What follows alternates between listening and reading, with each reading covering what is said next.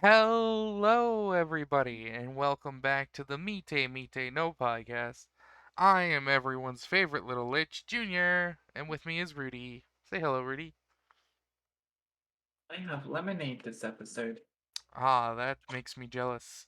So today, we are covering episodes 76 to 80. So, let's dive right in. We start with a little bit of a Little Garden recap intro. Where the start of the episode basically recaps the whole Little Garden arc up until this point, which has only been about 4 or 5 episodes. Um, and then we cut back to the main fight, and Luffy is on fire. Usopp cleverly discovering that the painting on Luffy's shirt is what's causing him to act incorrectly, sets Luffy on fire and burns the shirt off his back. And then we got Mr. Five whipping out his pistol and delivering what could have been one of the coolest things in One Piece if Mr. Five didn't fucking suck, which are invisible air bullets that are also bombs and home for some reason.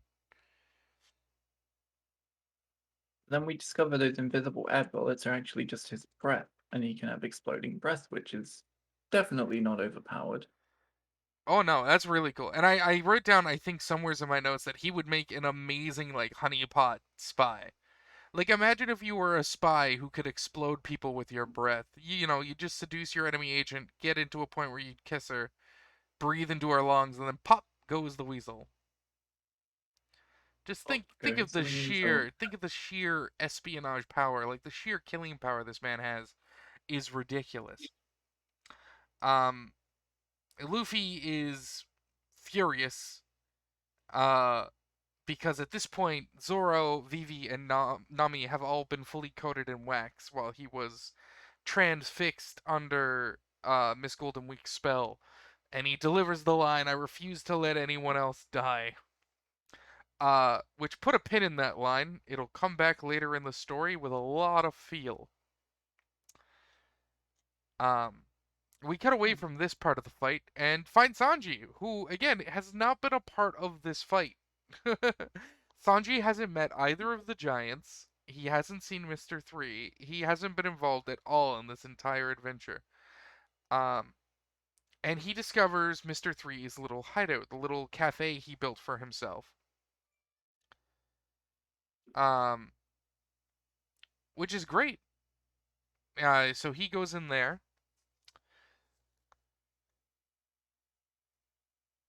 So Mr. Three comes back into the fight and coats himself in wax and giving himself a wax mech suit basically. I think he calls it like the Doru Doru no Doru Doru champion or something he calls it. The wax champion. Something like that. Which Luffy again, believing Nami, Zoro, and Vivi are dead at the moment, is having a really hard time because the wax exoskeleton is really cool. And you see that he's furious and like emotionally distressed, but the little boy in Luffy can't help but go, "God, that's cool." Um, which pisses Usopp off, and then Usopp, being the only person with brain, realizes that wax is wax, and that if they can melt the wax to coat their friends in wax, he can melt the wax coating their friends. Which he calls out as a possible way to save them. To which Miss Goldenweek goes, "Yeah, no, that's right." Which is very funny. Shtick is very funny. I really like that shtick. It was very good. I don't remember what Mr. Five does here. I just wrote Mr. Five sucks. So I imagine he just did something completely inconsequential. Or said he would do something and Mr. Three tore him a new one. Uh, I believe he blows up Usopp a bit. Usopp gets knocked to the ground. And then Miss Valentine does her atomic sit on Usopp. I just wrote in my note, Usopp out here living the dream. Uh, Also, she increases her kilo while on top of him up to like 1,000 kilo or something. And Usopp is just fine. Like most people can't have like a car dropped on them and be okay. I mean, all I know is he was getting smushed by like 300 kilos at the end of it. He's a little freak. So we get Usopp's time to shine while he's pinned over Miss Valentine. Um, he pulls out a rope and gives it to Karoo. Um, and tells Karoo to run it around the wax statue. And as this is happening, Luffy is dealing with the mecha, the wax mecha. Um, he calls out to Luffy to set it on fire, and Luffy's confused. He's like, "There's no way that little rope will cause enough fire." Um, and then we discover that the whole time that Miss Valentine's has been slowly killing him instead of quickly killing him, he's been soaking the rope in oil. So Luffy borrows San's head and drags him over to it. Because remember, the top of San's head is a 3 that is always on fire for some reason. I mean, I know why, because it looks like a candle wick, and he's a wax man. But I don't know how it burns eternally or why he does that. But I understand the theme of it.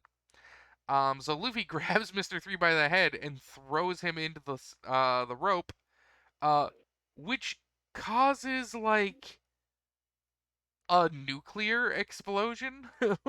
Like the animation for this explosion is insane. This whole section of the island just becomes a raging inferno. You see Nami and Vivi pop out of the fire and make a moment where they're just like, "Hey, you couldn't have found a way to free us that wasn't so painful." And Usopp, like, still being crushed by Miss Valentine, is like, "Hey, give me some slack. At least you're free, you idiots." And it's actually a really good moment. Because him and Nami actually have like a cute moment here. Wow, you were doing some freaky things with your model right now. There you go. You were doing the limbo there for a I second. really Uh, too far. you were doing the limbo there for a second. So this is something I really love, and I've brought this up before, but I really like the little moments that show that the Straw Hats like have a familial relationship to some extent. And then it's something we lose later in the series where like plots become the huge thing, and we very rarely get to see the crew actually just being together. Um, but I really like this like little 3-line exchange between Nami, Usopp, and Nami, where Nami's like, "You couldn't have saved us in a safer way. That really hurts." And Usopp being like, hey, I am doing my best here. You all left me with just Luffy." Uh, and Nami being like, "You know what? You're right. Thank you." It's really good. I just really like it. I don't know why. It's a great moment. So Nami and Vivi disable Miss Valentine from crushing their poor little Usopp boy. And Zoro kills a man. Zoro bursts out of the flame, his sword's wrapped in fire, and cuts down Mr. Five like it's nothing. Uh, which is great. I just wrote down next that they're all okay. Um, Flaming onigiri. yeah, Flaming Onigiri. Which sounds like a crossover between like a convenience store onigiri brand and flaming nacho or flaming Doritos or whatever they're called. Flaming Cheez-Its. Cheetos? Whatever one of those is called flaming. Flaming Cheetos? I think that's right. So Mr. 3, seeing that shit's gone sideways, uh attempts to flee, and him and Miss Golden Week slink into the forest. Luffy gives chase and eventually catches up. Him and Karoo catch up, and they're surrounded by Mr. 3 statues, and Mr. 3 is once again delivering his villainous monologue. And there are all these different statues of Mr. 3 that are all painted perfectly lifelike by Miss Golden Week. However, Luffy immediately kicks one of them in the face, and it's him. Uh, and he goes, "How did you know it was me?" And Luffy's just like, "Instinct." Like, it's a hunch. I just kicked the one that annoyed me the most. Um, which is great because this could have been. So this could have been. Uh, this is something we've brought up before on the show. Um, because it won't be brought up by name for a long time. But this could be one of those early indications of hockey. This superpower that anyone in the One Piece world can develop. That comes in several different flavors. One of those flavors is called the color of observation, which allows you to sense basically people's auras. Um, and Luffy is quite good at using hockey later in the story. It becomes something he's very good at. Um, so this could have been one of those moments. That instinct, the reason he knew where to kick, might not have been so much instinct, but it could have been Oda doing this thing where he occasionally shows characters using hockey without realizing they're using hockey because they're not consciously doing it. They're not like controlledly using the power yet, but they are wielding it without understanding that they're wielding it. And this could be one of those cool moments. Mr. 3 goes down because, he just got full on kicked in the head by Luffy. You see Miss Golden Week start trying to slink away because her meat shield went down. And she gets traumatized by a duck who hopefully just beats her up. I don't know. The scene's a little rapey. Uh, the cutaway is very, very poorly timed. I really hope Miss Golden Week is okay, but whatever it is, she's probably afraid of ducks for the rest of her life. Um, we cut away from all of this to see Sanji is having some Earl Grey tea in Mr. Three's hut because he got distracted by the nice tea set and kettle. Uh, because he's a fucking idiot. And that's when we notice Mr. Three's Dendemushi begin to go. Gotcha. Uh, he answers the phone, and oh, a deep, resonating voice speaks through the receiver and tells him he's late with his report. And Sanji goes, "Report? What report? Who's this?" And the voice goes, "Quit fooling around. It's me, Mr. Zero." Rah! Guitar riff. End of the episode. Guitar riff.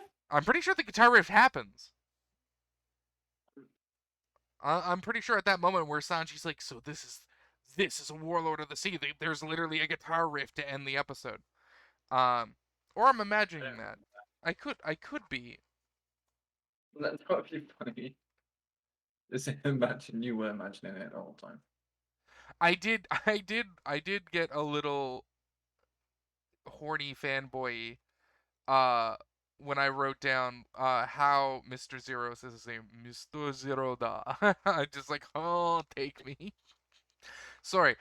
The villain for this arc is like my second favorite One Piece character who isn't affiliated with the Straw Hat crew.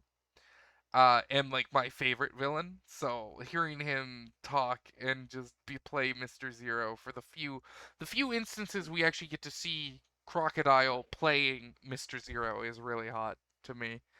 Uh, and I just love the way he says his own name.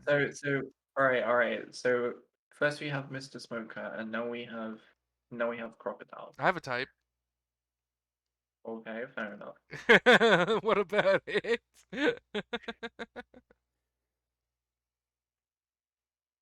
You're gonna have like a whole Straw Hat Crew's worth of people you're simping over by the time we're done with this. uh, I mean, no, not really. I don't get too horny for many One Piece characters. Smoker and Crocodile just have special places in my heart. So does Robin, and we've met Robin now, though we haven't learned her name is Robin, but we've met Miss Yeah. All Sunday. She is my favorite Straw Hat. So there's Mm. really only like two more characters to meet that I consider like in my top 5 favorite characters of all of One Piece. And then after that you start hitting like just like Luffy and the rest of the crew who I like, but they're not my favorite, but I love them. They're the Straw Hats, and oh, I really like this villain. He's really cool. Or oh, I really like that side character from that one session. Um, Yeah. I'd say there's like 2 or 3 more characters we haven't met yet who I consider like absolute favorites, and not all of them are my like horny for. You know, that's reserved for like Smoker and Crocodile and Robin for the most part. And another we'll meet later, but that's fine. And that's this episode. Did you have any points, comments, tips, or tricks? How did you like it? No. No, you didn't like it? No. I did like it. I'm just saying, no, I don't have tips or tricks. Yeah, I don't know why I said it quite that way. Uh, when asking for your input Any on that tips or episode? tricks for becoming a One Piece fan? Episode 81, 76. 76 even. Fair enough, fair enough. That's understandable. I don't know why I phrased it that way. Listen, you can't always expect me to be consistent or good. Um, Kind of funny though. well, thank you. If I can just be kind of funny, I'll take it. Uh, so let's move right on to episode 77. Uh, we begin with some crying. Bragi's crying creates a literal rainbow. Um, and everyone's just sort of like in the flood of the giant crying. However, his crying wakes Dory, who isn't dead. uh, we'll discover why shortly. But Dory is still alive, and we get some really funny Usopp level reactions out of Bragi, to that effect. We cut away from the giants and everyone, to see Sanji, being a prince in my mind, and how he's handling Mr. Zero, which I find very funny. Um, so they're discussing things with he's discussing things with Crocodile right now, Mr. Zero, and Mr. Zero believes this is Mr. Three talking to him. Um, so Crocodile says, asks about the report, and Sanji says and clarifies that like, are the Straw Hats dead? And the Giants, like, are the Straw Hats dead? And Sanji, being the character that he is like, yeah, of course they're dead. I wouldn't. Yeah, we just took them out. And Crocodile's like, great, excellent. I'm sending the Unluckies with a eternal pose to Alabasta. We're moving on to the next stage of our plans. Get here as soon as possible. So it's at this point where Sanji looks up and sees that the Unluckies have arrived. The Vulture and the Otter. And Sanji's like, ah, fuck. They know I'm not Mr. 3. Um, and so the Vulture whips out a fucking machine gun from its back, and the Otter takes the shell off the front of the front of its stomach like a fucking Pokemon, and it becomes a pair of claws. The Unluckies are really just weird Digimon. And then Sanji kills them. My god, yeah, he Like, literally does like he a grab with his feet and he twists he twists like the Vulture's was neck. it vulture He ostrich whatever. breaks its neck. So He literally twists its neck. this is like one of the Like what? most gruesome scenes in all of One Piece, and I guess they got away with it because it was against animals. They're not people, so they could be a lot more violent, maybe, I think, in the censors, but like, he kills the otter. Like, he throws the otter and like breaks Mr. Three's wax wall with its body. And then he jumps the vulture, grabs its head with his ankles, and snaps its neck. On camera. It's not like it cuts off screen and we see it. No, we hear it. No, we see and hear it. And this is Sanji. And Sanji's whole fucking gimmick later in the story with his, again, this is why I have problems with Sanji, because his character, like, it oscillates completely randomly what they want his character to be throughout the story, and he's just kind of inconsistent. But like, a big part of what Sanji will be later is someone who really dislikes violence. He he'll fight, of course he'll fight, um, but he doesn't like hurting innocent things. He doesn't like hurting animals. He really won't hurt women. And there are key parts of his characters that he's so kind he couldn't bring himself to like hurt a fly or kill a mouse. And we just watch him snap a vulture's neck. Um so then Mr. Zero's like acting like, "Hey, what was that? What's going on?" And Sanji is bad at lying. Very bad. So he tells Crocodile that he had made a mistake, that one of the Strats was still alive and they just tried to jump him, but they took him out. That was wrong, because you don't tell the boss one thing and then get proven a liar immediately and have to cover your own ass in a criminal organization that will totally kill its own members for failure. Uh, so Mr. Zero immediately knows that even if this is Mr. 3, like, this is the weird thing. Like, Mr. Zero isn't unconvinced this is Mr. 3, but he's now convinced that Mr. 3 is now just completely useless to him because he failed, lied about it in the report, and then had to cover it up live on the phone. Um, and we'll see how that plays out a bit later. Um, we cut away from this, and we see Dory was survived the attack because the weapons that the giants have been fighting each other with for 100 years are blunt. They're just blunt as shit. Guess what? Axes and swords aren't made to last that long. And if you're just constantly using them every day for 100 years, they're not gonna cut anything. So everyone's like, yeah, I guess you wouldn't be able to, cut someone down with this. But I mean, it's still big enough to like squish a person, but like not another giant. Vivi is being a depresso espresso, which is my exact notes in my book. She's just continuing to be depressed. Um, there is like a few frames where we see Nami go ouch and scratch at her bare midsection.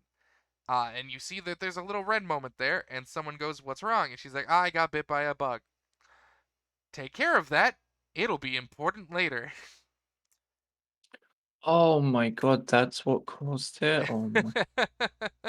I didn't even make that connection. Oh, you should have. Don't worry. They explain it in the coming Well, episodes. Um, it gets brought up. So Sanji shows up and is literally luck. So Sanji shows up and everyone's a little mad at him, like, "Where the fuck were you? What the fuck's going on?" And he's there dropping like, "Oh, I was just on the phone with Mr. Zero," and they're like, "What?" And then they're like, "Well, what are we gonna do? Like, we can't be here for a year for the log post to set," and they're like all confused and whatnot. And then Sanji's just like, "What? We can't just leave?" Because he doesn't know that it takes a year for the log post to set. He's like, "Well, I have this," and he holds up the Alabasta Eternal pose that he took off the Unlucky's corpse. So Sanji is just like pure unadulterated luck. He got to miss all the fighting, and he came up with all the solutions. I found it very funny that Zoro calls the Triceratops a rhino. I just really like that. I find it very funny. So Zoro and Sanji are comparing their kills and getting, upset with each other. Um,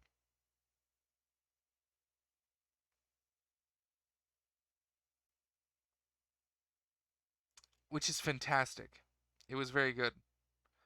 Oh, Zoro, I think, or Luffy calls Dory round old guy, and I just wrote down that that is a great fucking nickname. Cause he calls the other giant old guy. Like if we remember back to the last episode block or the one before that where Luffy has to like fight Dory, um, where Dory is about to charge off into the fight even though he's wounded, and Luffy's like, "This isn't a duel anymore. It's been interfered by someone outside of the duel. You need to put your pride aside because the duel has been corrupted." And Dory's like, "Listen here, you little shit. I'll stomp you." And Luffy's like, "I'm gonna hate to do this to the old guy, but I have to take him down." um, so he calls Dory old guy, and he calls Bragi round old guy, and I just find that supremely funny. Um, so as the crew are getting ready to leave because they have the eternal pose, the giants have a line where they talk to themselves about a giant in the western seas.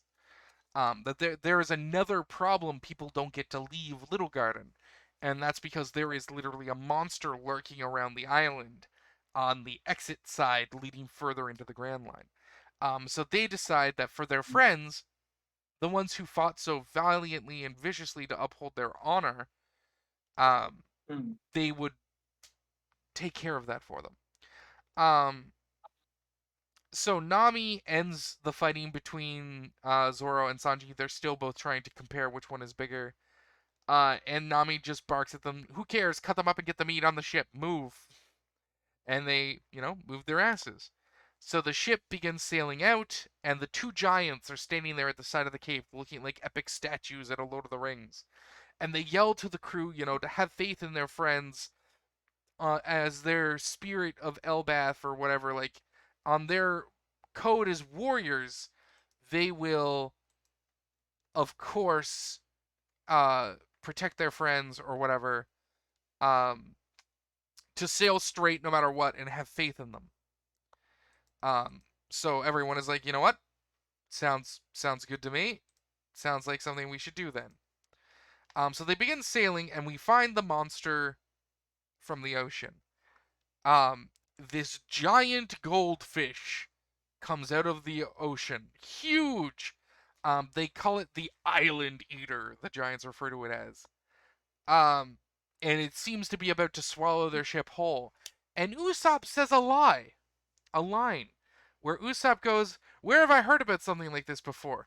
And I will take you back all the way to Syrup Yeah, when I saw Village." this, I was like, "Oh my god, it's the goldfish with the island poop from the whole Captain Kudo thing." All the way back to Syrup Village, where Usopp told a lie about being swallowed by a giant goldfish whose poop was so big it was an island. You could mistake it for an island. Uh, that happened now. Again, this is a thing that happens with Usopp's lies. They eventually become true, and they're very important to keep a hold of because Usopp is not good at lying. And Oda's weird fucking way of making that true is just to make all the things Usopp lies about become real at some point.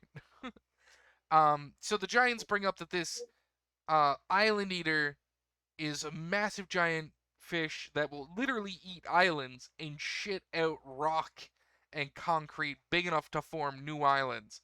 And they bring up an island called Nothing at All Island that they had landed on, mistaking it for a proper island when it was actually just the poop of this fish. And if you'll remember, Nothing at All Island was the island Miss All Sunday was trying to get the crew to go to instead of Little Garden. She offers them an eternal pose to Nothing at All Island. Which is interesting because that implies the poop from these goldfish literally become islands with their own magnetic fields if the eternal pose works.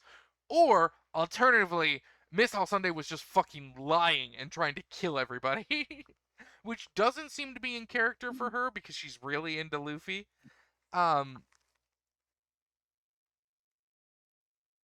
so that was very interesting. So they sail their ship forward and everyone's crying and freaking out, but Luffy is adamant, even though he is sort of second guessing it. He pushes the ship forward into the belly of the beast. And not only do we get another hint at Haki here, but we also get the first thrown sword swing in the show. So this is something that hasn't happened yet, but will happen later a lot. But we get the giants pull back their weapons, and you see them get encased in an aura of energy. Remember that. We're going to see that a lot as the story continues. As they charge up their Haki on their swords and axe. And so not only do they release a swing that travels through the air, which is something that we haven't seen yet in One Piece, but Zoro will learn to replicate later. Um, but they have a name for this move, which is Hakoku, sovereignty, basically. Um, and they blast out with all of their strength and cut a hole straight through the goldfish. The the sheer force of the blade catching the sail's air and sending the Mary flying off into the distance. And as the goldfish sinks back into the water dead, presumably by being blasted through a hole through its body, you see the sword and the axe shatter out of the giant's hands. After 100 years of their duels, they finally really put all of their power into an attack, and the weapons just couldn't handle it and broke. Um, Pay attention to Hakoku's sovereignty. We will see this move many times again in the future. This is the first time we get to see it, and it will come back again. And that's the end of the episode. Whoa. How did you like this episode? I'll be honest, I was like, the only comment I have is when it was surprised there was like, oh my god, it's the goldfish that poops. Usopp was actually telling the truth. Oh my god. I That's a remember good moment. this. So I remember Usopp telling the truth, but I don't remember. I didn't remember the line he said, calling it out himself. I don't remember him going, wait, doesn't this sound familiar? I don't remember that line. Mm. Uh, but that's very good. All right, that's a great episode. I was a fan of it. Um, I like all the shtick with Sanji. I do think the fucking murder was a bit grotesque and a little unneeded in One Piece, and isn't something we'll ever see quite to that extent again. I mean, there are some deaths in One Piece, but like, and some of them are a little grisly, but we never like see something just straight up get its neck broken on screen by one of our heroes. Unless it's something that's like a zombie. Maybe. I don't know. I don't remember them doing anything like that to the zombies. Oh well, we'll see. Episode 78. The Giants save the day, and Mary flies again. I want to keep calling this out because Oda has a fetish for making this ship fly through the air. It happens a lot, and it's all foreshadowing. Pay attention to it. So then we get the Giants sitting there on the island, and we cut to a flashback to 100 odd years ago, where the Giants are on this island, and they've each taken down a giant sea king, an absolute titan of a fish each. And they're celebrating and cheering and talking about how the giant pirates have the unbeatable red ogre and blue ogre, the strongest giants around. And then a little human girl speaks up and says, which one is bigger? And the giants, a younger Bragi and Dory, go, bigger? What do you mean? And the little girl says, well, if you had a hunting contest, who won? Which is bigger? And this starts the two of them bickering like Zoro and Sanji, which leads to 100 years of fighting. And you see the island as the skeletons of the Sea King slowly become the islands we recognize on Little Garden. Uh, and so the big difference between Zoro and Sanji and Dory and Bragi is Dory and Bragi didn't have a Nami in their life to snap the shit out of them. They could have saved 100 years of dueling had they just had a Nami on board the ship to whip them into shape. Um, so as we pull out of the flashback, there's a moment where the Giants have almost remembered why they were fighting because of Zoro and Sanji's hunting contest. And they're about to bring that up to each other. They're about to talk about it when the volcano goes off. And the Giants just smile and go, oh, well, it's real active today. You know what? If this is important, we can talk about it later. And then they just start beating each other up with their bare hands, which is very funny to me. So we come back to the Sunny as the Sunny is sailing, and Nami has got COVID. Um, Well, I don't think it's that. I thought it was the flu or it's something. it's not COVID. Um, it's Yeah. worse. It's much worse. Um, so Nami ends up getting pretty sick. We see Zoro working out, which is very funny to me. Um, However, we do get some bullshit here that I think is bullshit. Where we get Zoro talking about how if he was stronger, he could have cut that wax. Um, but like the wax wasn't stronger than like steel. It was strong, but it wasn't like impenetrably strong. Like Luffy could break it. Um, and we've already seen Zoro cut through iron chains in an earlier episode.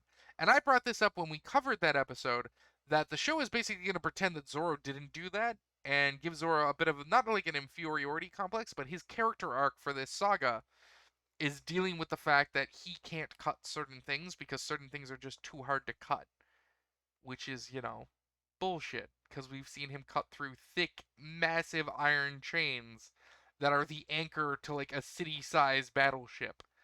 Um, but Yeah. whatever, it just annoys me. We cut away from the Straw Hat crew and see the introduction of Mr. Two. Oh, deux, toi, Mr. Two. called Bon Kure-sama by his crew, is being sent by Zero-chan, as Mr. Two refers to Crocodile. Again, not knowing that it's Crocodile, only knowing him as Mr. Zero. Um, that Mr. Zero has ordered him to go and intercept Mr. Three and kill him for lying and clearly failing in his report. And Mr. Two is acting like this is a huge chore and that he doesn't want to have to interact with Mr. Three because he hates the man. He's too pompous. Um, and telling his crew that they should go deal with him. And the crew are like, are you fucking serious? Like, I mean, he's Mr. Three. He'll kill us. um, which is interesting because we earlier on we saw some reference, I believe, where Mr. Three brought up Mr. Two also distastefully. So the two of these characters don't really like each other. But Mr. Two seems to be a character. They all the numbered for the most part, except for Mr. Five and Miss Valentine, have been characters.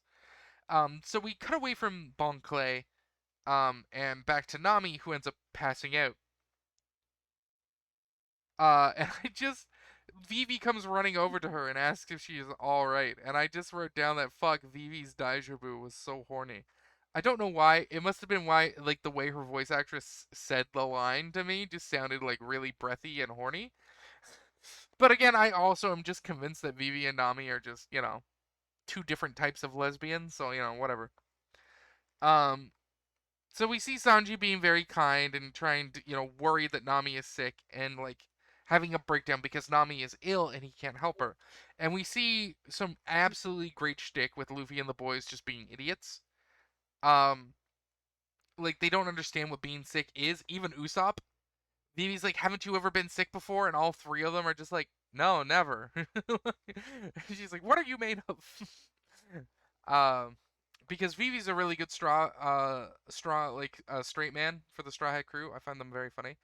However, Nami, even though she's bedridden right now, is being the lead idiot lesbian, um, and demanding that they go to Alabasta, revealing the newspaper to Vivi that she had kept hidden originally, which revealed that a large number of the armed forces of Alabasta have abandoned their posts to join with the separatists, the rebels, um,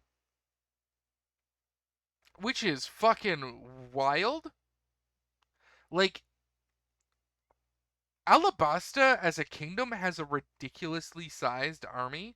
Like, I don't think it comes up because Oda just wrote big numbers because big numbers. Ooh.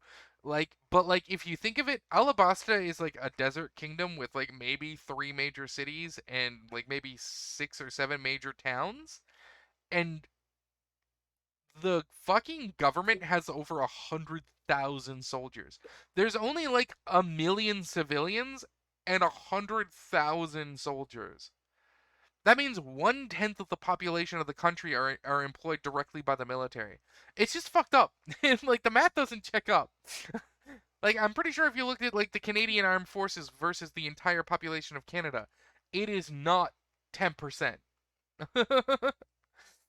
I don't know. The numbers just really caught me off guard. So Zoro is a genius. He's just sitting outside making sure they're on track by watching a cloud. Um, and Nami comes up and says that, like, clouds move, you fucking spoon. Like, clouds move and we move, you idiot. Like, you can't just look at a cloud and know we're sailing in the same direction. I just wrote down that Vivi is being a sensible lesbian by trying to get Nami, safe and taken care of. Um, Nami, though, has that feel for weather and orders the ship to move.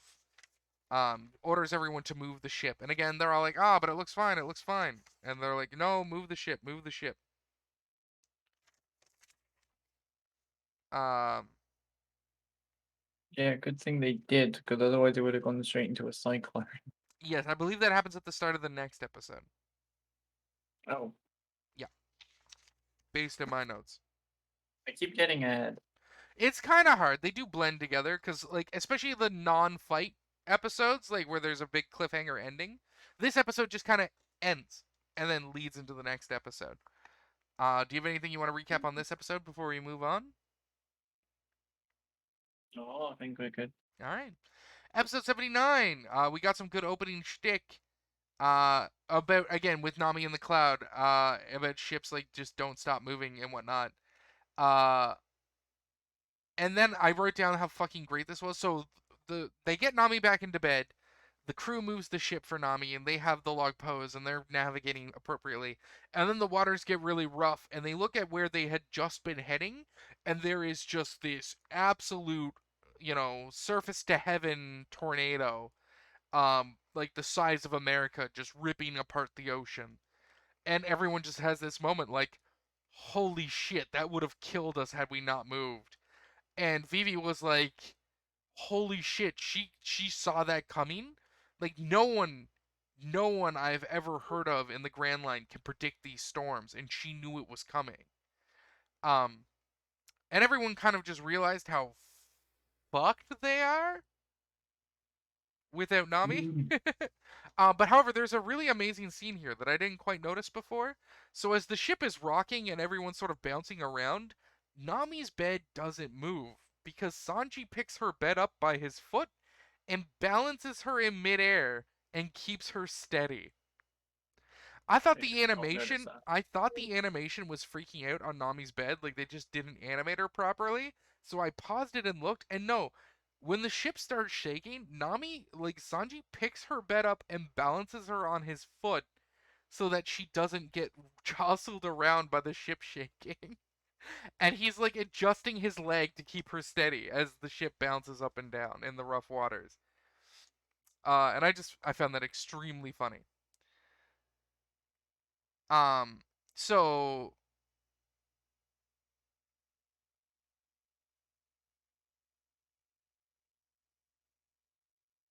hold up. What? So yeah. Yeah. No, you're right. The storm did happen last episode. I'm sorry. Okay. I'm an idiot. The ending of the last episode was them seeing the clown in the ocean on the snowfield. Like when it starts snowing. So How that did you that miss that that? whole storm Oh, thing happened at the tail end of the last episode. um, and they get away from that water, and then it starts snowing, and they realize that that perhaps means that they're getting closer to an island because Vivi does a whole spiel about how weather becomes more consistent as they approach an island. And then Zoro is trying to keep an eye out for an island, and he sees a man standing in the ocean who's dressed kind of like a clown. And that's how the episode ends. It ends on like a zoom in on the clown's face. This episode picks up. There's some good opening shtick about people standing in the ocean and whatnot. And then their ship stops moving because they bumped into something, but they can't see it. Um, and then what happens is this massive submarine raises up out of the water, this huge ship surrounded in metal plates, and that rocks the ship. And when that's happening, Sanji is balancing the bed to make sure Nami isn't jostled. Got there.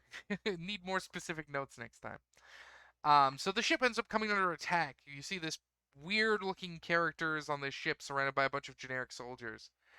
Um, and they ask if they have a log pose to the Drum Kingdom, or they know where the Drum Kingdom is.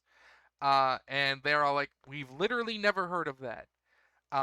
And the weird chubby man on the ship goes, oh, that's too bad. That's fine. Don't worry about it. No one's perfect.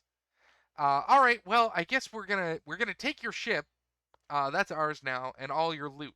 Okay. Thank you. And everyone's like, no, I don't think that's gonna happen. So a bunch of men crew board their ship. Sanji comes up to us, what the fuck's going on? And Luffy's like, oh, we're under attack. And like he's like surrounded by people, and you see him like light a cigarette. He's like, I kind of got that. So this fat little chubby fucker hops onto the ship, um, and begins eating a sword.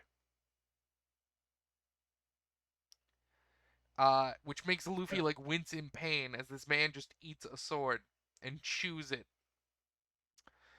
Um, And I do like that Luffy goes on about how strange this character, who I believe at this point we would have heard his name be used, is Wapple.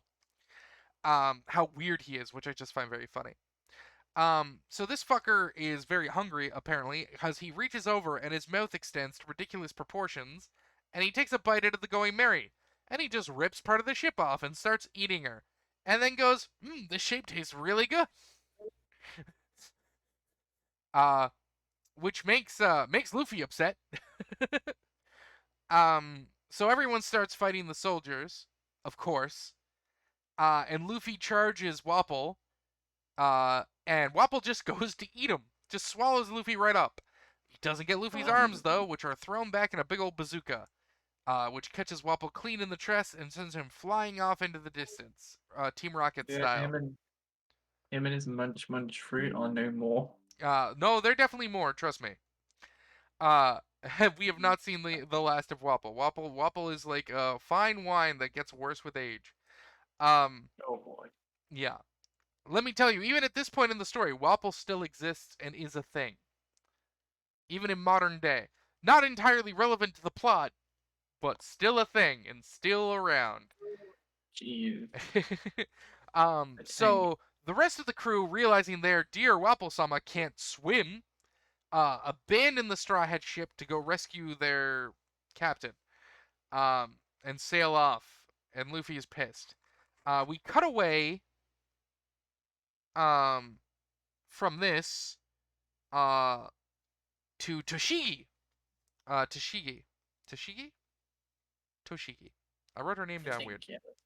Um, Smoker's lieutenant, and she has a sword in her hand that she calls Kashu. Um, and it says that she has acquired a rated blade, one of the Owazumono swords. And goes on to talk about how, of course, in the Grand Line you can find a sword of this quality relatively quickly if you're looking for it. Um, Smoker calls for her to come up onto the deck. She comes running up, falls. The sword goes into the air because she's just carrying her sword around naked. Fuck, she's an idiot. And she almost gets impaled by her own sword. And so this is where we get introduced to a new concept. Um, where they discover a small black Dendenmushi, which is like a wristwatch snail. And apparently we get introduced and exposited to that the black Dendenmushi is able to intercept radio signals. And it picked up some of the conversation between Mr. Zero and Sanji pretending to be Mr. 3. Um, so Smoker realizes that whatever is about to go down with Baroque Works is probably tied up to the civil war happening in Arabasta. And if that's all happening around, and Mr. Zero is bringing up Luffy and the Straw Hats, that's definitely where Luffy's going to show up. So he's like, cut out the middleman, call Navy HQ, get me an eternal post to Arabasta immediately. Also, fuck the Navy just being able to do that. Like Zoro is like, or sorry, Smoker is just sailing through the Grand Line on fucking easy mode. Imagine if you could just call up a place and go, "Hey, I need to go to this island. I'm roughly here. Bring me an eternal pose, you useless piece of shit." And then it just shows up in an hour and a half. Fuck the Navy. How dare they? Fuck the 1%. It's at this point where we discover that Mr. 11 has been captured by Smoker, who he quickly outwits to admitting that he's somehow tied to the Baroque Works thing. I did write that fuck I love Smoker specifically because of that interaction. It's very good. Funny, Smoker tricked them so hard. We get some really good He family tricked them. moments again on the Straw Hat ship of people like taking care of each other. Usopp is trying to repair the ship, but again, he's no shipwright.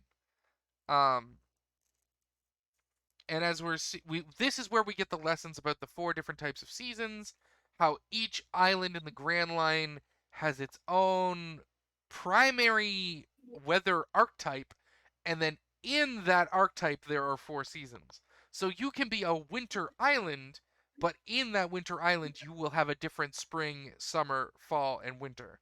And they will feel like those seasons, but all of it tinted with a hint of winter the whole year round.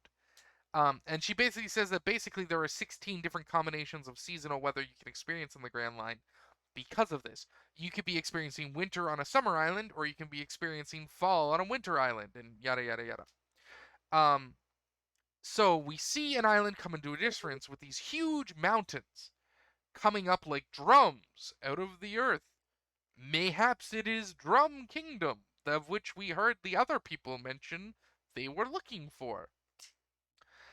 So they sail their way up the river until it comes to a waterfall-fed stream, and park the ship there. And they begin preparing to help Nami get help. Oh, the moment I should have brought this up in detail. Sorry, the moment that was very good. Um, After all of this craziness was a moment where Vivi addresses the ship, telling them how serious and how important it is that she gets home before all of the civilians and soldiers begin killing each other. So she asked that they could please, with all strength and speed, get her home. And there is definitely a moment where the Straw Hats, especially Luffy and like Sanji and Usopp, are like, they almost look like they were about to say no. Like they're torn, but also like almost like the fact that she would ask this when Nami is this sick. Like it almost looks like they're reevaluating how much they judge Vivi's character. And Oda lets this moment linger for a moment, and Nami is just like, "Yeah, of course, we'll help you." Because again, she's an idiot lesbian who doesn't care that she's dying because her lesbian is in trouble. Um, and Vivi goes, "So of course, we need to find a doctor immediately to help Nami. Because this ship only moves at its best when Nami's at her best." And Luffy's like, "Damn right." That moment happens. It's very good. It's one of the few moments with Vivi where she gets to push past that sort of her storyline and focus more on the crew, which is very nice. Um, so as they get into the river, they set the ship down. A bunch of people show up around the river, flanking them with guns. A bunch of townsfolk. And they give a pretty less than warm welcome, telling them that they need to leave right now. They're not gonna have pirates on this island, and it's a pretty not warm welcome. Um, Mm. and Luffy and the gang are just trying to very calmly explain that, one of them is sick. They just need a doctor, and they'll leave and whatnot. And they're trying to come up with a way to make it work. And the people are being very unsupportive or uncooperative.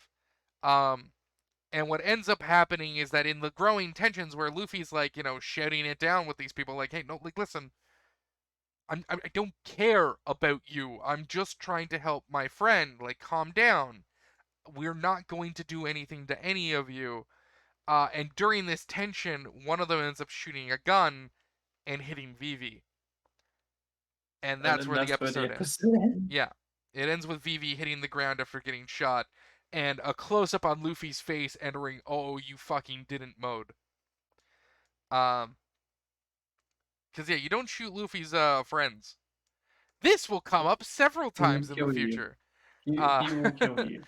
you really don't want to be someone who shoots Luffy's friend, especially not in line of sight of Luffy as you do it. It is not good for your health. How did you feel about this episode? Any other comments? It was alright. It I was, don't know. I don't really have too many comments. yeah, it was pretty good. I mean, it introduces Wapol as an enemy, and it gives a hint about this Drum Island. It gives us a hint of the Drum Kingdom and where we're going before we actually get there. I like the little bit of the world building about the Black Dendemushi. The fact that the Navy and the government are actually like able to tap into phone wires just passively because the Dendemushi are all on like a psychic field. They're not actually mechanical things. So you can use these Black Dendemushi to tap into the psychic thoughts of other snails. It's very funny. I don't know. I like it. Um, so episode 80 starts. Vivi's on the ground. Luffy and everyone else is about to go into war mode. Luffy is like about to kill that man. And they're panicking now and trying to get their guns in position. Taking some shots which aren't hitting. And Luffy's about to kill the man straight up when Vivi stops him.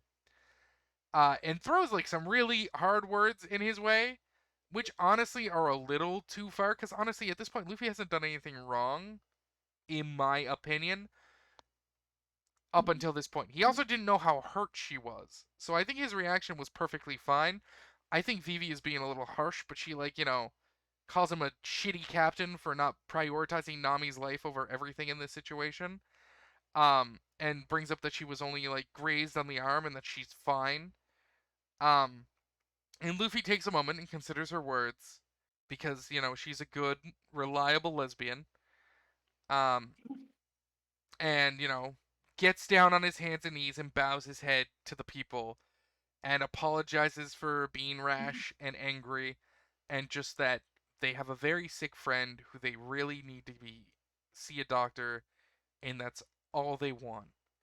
Um, at which point a man comes up from the back, this huge honk of a man, um, who offers them to come aboard and he will help them and take them under his responsibility. Um, so they get Nami, they get her off the ship. Zoro and Karoo stay behind, um, which is great. So we see Usopp, Nami, Luffy, Sanji, and Vivi following this man into the village. And he says that they have a witch doctor. The only doctor they have on this island is like a witch. And they're like, "What? Why?" And it hasn't been explained yet. Um, as they're walking, a bear comes up hiking beside them, and Usopp freaks out. And the bear is literally walking with like a cane or walking stick. And this man they're with says, "Ah, that's a hiking bear. They're perfectly harmless. They're just enjoying the hike. However, remember, it is good manners while hiking to pause and bow as you walk past each other." And so they all, bow to the bear, and the bear bows back. Usopp is like down on the ground pretending to be dead. And then everyone keeps walking, and Usopp is still over there. It's some good shtick. Zoro walks out onto the ship and brings up how his ankles have fully healed. And we see that, again, he has these scars on his ankles now for where he almost cut his feet off. And to my remembrance, those scars are always on Zoro for the rest of the show, and I love that. He never gets away from having these half moon scars, like this stitch pattern on his ankles for where he almost cut his own feet off because he's an idiot. I then wrote down that he's an idiot because he decided this is a perfect chance for him to do some cold water exercise to test his will. Um, so we get this thing where this man, who I believe at this point we hear that his name is Dalton, um, seems to be hinting that he recognizes Vivi in some way, and Vivi is definitely recognizing that he's a man that everyone around him fully respects. Everyone comes up to him, talks to him, talks about an election coming up, how he's a shoe-in to win. Everyone says they're going to vote for him, and he's just very humble about that. And they're both sort of doing this thing where they both seem to be thinking about each other a lot. Um, which is great. They do some snowman shtick with Luffy and Usopp while outside building snowmen, which is very funny to me, and Sanji gets mad. Dalton explains that the only doctor on the island is a crazy old witch named Dr. Kuraha. She's an old crazy bat who shows up randomly, heals people, and then takes whatever she wants out of their possessions and then leaves. Um, all on her own whim. And she kind of sounds like a pirate, which I mean she probably was at some point.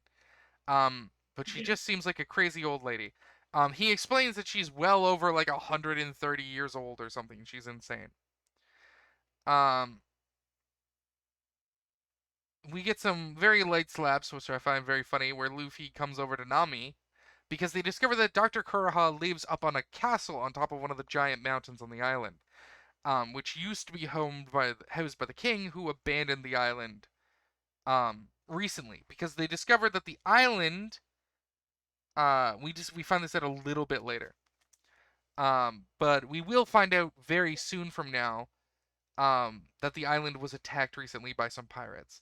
So Luffy goes over to Nami and starts giving her like slaps. He starts giving her like light slaps. I don't know why I find it very hilarious. Um So Dalton tells them that like, oh, you have to be careful. Like there are lupins out there, which are like giant carnivorous rabbits, and like Sanji and Luffy are like the rabbits. Whatever, they don't matter. Um, When you say the rabbits, oh boy. Whenever I see like evil rabbits or rabbits with red eyes, always brings me back to ReZero. Every ah, time. I haven't watched ReZero. It's pretty good. I don't tend to dabble in isekai, in almost any format. I kind of stopped watching too much isekai nowadays because most of them are just doing the same shtick all Yeah, over I, I again. All the watched I watched a lot of isekais like back in the early 2000s, like before they're like SAO, before it became like a very popular genre, which is like the most hipsterish thing to say. Like, oh, I watched that before it was cool. But no, it's just I watched some of those stories a lot. Like back then when I was just watching random anime on like AnimeFreak.tv, I would just hit the random button, and then I'd watch whatever anime I landed on. So I was already kind of like tired of those stories by the time they became very popular. But whatever. So Luffy and Sanji are gonna head up the mountain. Luffy ties Nami around his body so she can rest relatively unjostled behind on his back, and they start running off into the distance. Usopp and Vivi stand outside, even though it's freezing, a little too anxious to go inside. And Dalton, the pimp that he is, tries to invite them back in, and Vivi's like, "No, I really need to stay and watch for now. I don't feel comfortable sitting inside the warm house while they're in the cold, and Nami might be dying." And Dalton just closes the door and sits down on the step. He's like, "All right, you know what? I don't want to go in there anyways." I'm like, "You fucking pimp." I love him. Um, I just love it. So this is where it comes up about the pirates. Basically, this place used to be called the Drum Kingdom, and it had a king named Wapol, if you will remember that name. And basically, a group of pirates showed up not too long ago who were very, very strong. Even though the pirate crew was only about 5 people, they completely decimated the island and destroyed like a whole village. Um, and Vivi's like, well, did they completely overpower the entire like army, like the whole force and everything? And Dalton gets furious and has to explain that no, as soon as the pirates showed up and the king learned how strong they were, he just took the army and fled and abandoned. And Vivi gets pissed, which is very good. Um, so we jump back to Luffy and Sanji, and they're running along, and we see a rabbit trying to attack them. It's a small rabbit. And for the most part, they're just ignoring it because it's not really like getting in their way. They're just running and talking, and they're doing really stupid shtick. Sanji's talking about like how smooth and white girls' skins are if they were raised on winter islands because they're constantly rubbing to get warm. And Luffy's talking about stupid shit he heard in rumors, and they're both calling each other stupid. And I'm just like, y'all are dumb. I'm really glad you're having this conversation, but y'all are dumb. Um, uh, Yeah. Eventually the rabbit like pisses them off enough that like Sanji just kicks it off into the distance. It's like, get out of here. And Luffy's just like, man, what's his problem? So they keep running for a little while, and then the the little rabbit shows up with the family for revenge because they kicked him. And the Lupins are all like 8 feet tall, Giga Chad, like pro wrestling rabbits. Um, and Sanji's like, ah, fuck, here we go again. Um, so we cut back to Dalton. And this seems to be very much Vivi's trigger when she finds out that Walpole abandoned his country and his people, took all of his army, and fled at the first sign of trouble. She gets very furious that that's not how a king is supposed to treat his people. How he's not supposed to act. And it becomes this thing where she lets slip loose that she recognized him from a monarch meeting with her father, which Dalton is just like, a Mm. monarch meeting? Who the fuck are you? And she's like, oh, nothing. Pretend I didn't say that. Um, and then we cut away to Wapol on his ship, and in the distance, he's spotted Drum Island, and that's the end of the episode. Oh boy, The things king about to go returns. The down. return of the king. And that's episode 80. How did you feel about this episode? Um, The white rabbits with red eyes reminded me of yeah, some stuff. It's and yeah. I don't know. I don't really have many comments over these 5 episodes. That's fair. They were some good cut and dry episodes. A little bit of exposition, a little bit of action, nothing too grievous. We got introduced to one new devil fruit in the Munch Munch fruit, which isn't the devil fruit I'd like, but it's pretty cool. I don't like Wapple, but I think the Munch Munch fruit is pretty cool, and we'll see what the Munch Munch fruit can actually do later, because we haven't even seen like the fruit's ability yet, because Waffle immediately got one tapped off the ship. Um, but yeah, Luffy so out here trying to Wait, Luffy out here and trying to impersonate One Punch Man. he does do that sometimes, and there will be times where that won't even become like an unapt comparison. One Punch Man, to break away from One Piece news ever so slightly, One Punch Man recently confirmed for season 3. I'm super excited. Ooh, Because as much as people like really shit on season 2, I just like the show. Like I don't care if the animation in watch season 2 One is a Punch little Man. worse or the story is like more divided. Guess what? The story's more divided in the manga too. Whatever. Uh, Call me call me like call me crazy or something, but I haven't actually watched One Punch Man yet. yeah, that's not crazy, but I recommend it. It's very funny and very short. Hmm. Um, it's very good. It's if you're fine going into it knowing that it's a comedy anime, then you'll be fine. If you go into it expecting it to be super serious, then you'll have a problem.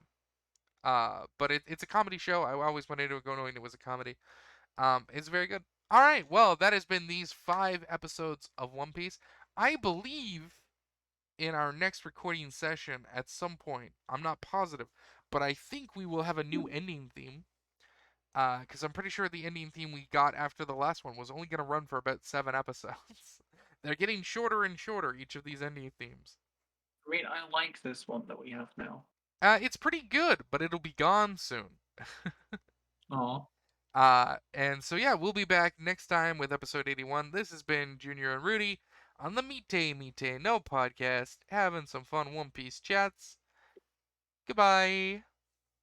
bye bye.